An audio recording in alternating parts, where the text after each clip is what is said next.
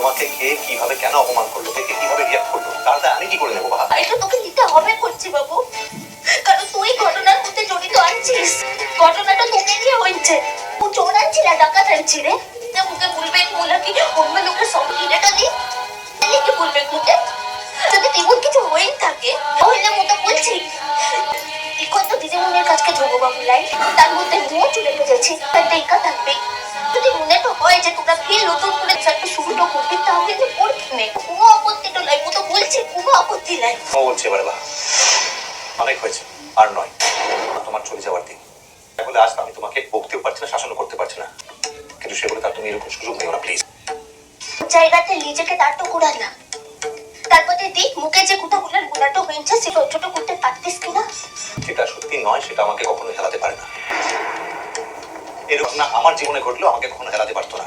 আর পাচ্ছে কিনা মোর এখন এটাই মনেটা হয়েছে যে এই হতে তোর সঙ্গে যদি মোর দেখাটো না হতো তাহলেই ভালোটা হতো। কি বললে তুমি? তবে যাওয়ার আগের দিন যখন তোমার আমাকে সব করার কথা, এই কথা আমি বলতে পারি?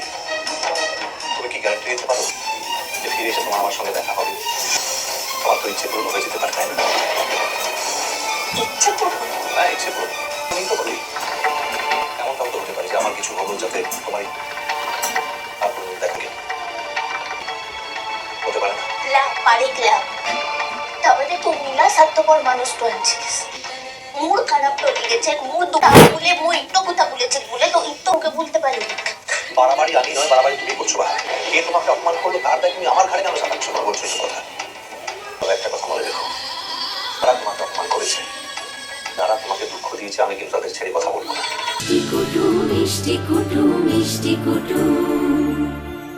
ভিডিওটি সম্পূর্ণ বিনোদনের জন্য তৈরি, ভুল ত্রুটি হলে ক্ষমা করবেন। ভালো লাগলে লাইক শেয়ার ও কমেন্ট করতে ভুলবেন না, আর চ্যানেলটি সাবস্ক্রাইব করে পাশে থাকবেন। ধন্যবাদ।